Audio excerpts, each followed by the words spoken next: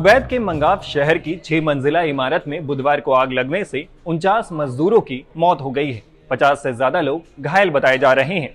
भारत के विदेश मंत्रालय के मुताबिक मरने वालों में करीब 42 भारतीय हैं। मरने वालों में ज्यादातर केरल और तमिलनाडु के लोग बताए जा रहे हैं। हादसे के बाद प्रधानमंत्री नरेंद्र मोदी ने उच्च स्तरीय बैठक की और हालात की समीक्षा की। वहीं भारत के विदेश राज्य मंत्री कीर्तिवर्धन सिंह कुवैत पहुंच चुके हैं। विदेश राज्य मंत्री कीर्तिवर्धन सिंह ने कुवैत के अस्पताल में घायल भारतीयों से मुलाकात भी की। वहीं केरल की स्वास्थ्य मंत्री वीना जॉर्ज कुवैत के लिए रवाना हो चुकी हैं।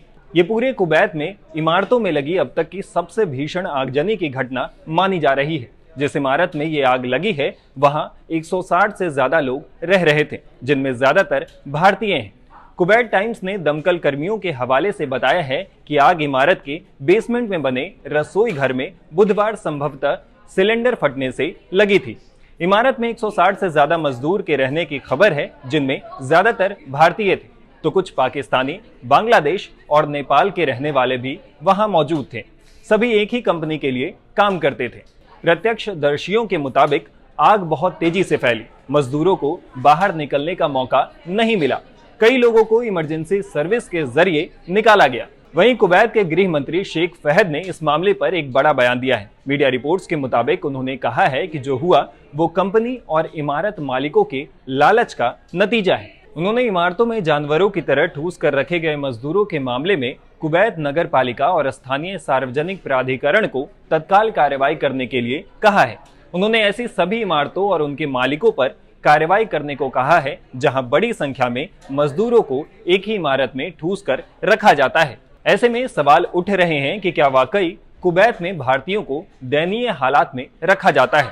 सबसे पहले समझते हैं कि भारतीय कामगारों के लिए कुवैत एक डेस्टिनेशन क्यों है। तो इसकी पहली वजह यह है कि बहुत हद तक कुवैत भारतीय कार्यबल पर निर्भर करता है। यहाँ बढ़ई, राजमिस्त्री, घरेलू कामगार, फैब्रिकेटर, ड्राइवर और यहाँ तक कि फूड डिलीवरी और कुरियर डिलीवरी बॉय के लिए भारतीय कामगारों की मांग होती है। एक अनुमान के मुताबिक कुवैत में भारतीयों की संख्या 10 लाख के करीब है और ये कुवैत में सबसे बड़े प्रवासी समुदाय हैं। भारतीय कुवैत की कुल आबादी का 21% और कुल कार्यबल का 30% हिस्सा है। कुवैत के सार्वजनिक प्राधिकरण की ओर से जारी नवीनतम आंकड़ों के अनुसार दिसंबर 2023 तक कुवैत भारतीय समुदाय कुवैत में सबसे बड़ा प्रवासी समुदाय बना हुआ है और पहले ही 10 लाख का आंकड़ा पार कर चुका है। धीरे धीरे भारतीय समुदाय कुवैत में सबसे बड़ा हो गया। कई लोग खाड़ी देशों को केवल इसलिए चुनते हैं क्योंकि न केवल कुशल भारतीय श्रमिकों की उच्च मांग वहां है, बल्कि इसलिए भी क्योंकि कमाई भारत की तुलना में काफी अधिक है। लेकिन कई मीडिया रिपोर्ट्स में ये कहा गया है कि ये भारतीय कुवैत में अक्सर खराब परिस्थितियों में रहते हैं। आधे अधूरे बने इमारतों के तंग कमरों या मजदूर शिविरों में वो रहने को मजबूर होते हैं। एक ही कमरे में 10 से 15 मजदूरों को रखा जाता है। ज्यादातर मजदूर रिहायशी जगहों से दूर मामूली बस्तियों में रहते हैं। इस लिहाज से ये खाड़ी देशों में मजदूरों के रहने के लिए खराब जगह मानी जाती है। वहीं अक्सर ऐसी रिपोर्ट्स भी छपती हैं कि वहां के मालिकों पर हमेशा आरोप लगते हैं कि वो लोग भारतीय मजदूरों से तय समय से ज्यादा घंटे तक काम कराते हैं, कम पैसा देते हैं, अक्सर उनका वेतन भी रोक देते हैं। कई बार उनके पासपोर्ट भी रख लिए जाने की शिकायतें मिलती रहती है। लेकिन बेहतर वेतन और परिवार को एक अच्छा जीवन स्तर देने की चाह में केरल, तमिलनाडु, बिहार, उत्तर प्रदेश और कई अन्य राज्यों के मजदूर वहां चले जाते हैं।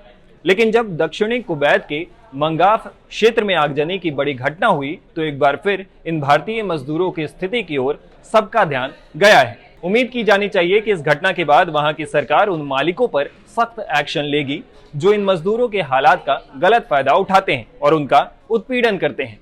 यदि मंगाफ की इमारत में भी लोगों को ठूस कर नहीं रखा जाता तो हताहतों की संख्या कम हो सकती थी या फिर सबको बचाया जा सकता था। इस वीडियो पे आप अपनी राय हमें कमेंट बॉक्स में लिखकर जरूर बताएं। इस तरह के और भी वीडियोस के लिए टाइम्स नाउ ऑफ भारत के साथ बने रहें। शुक्रिया।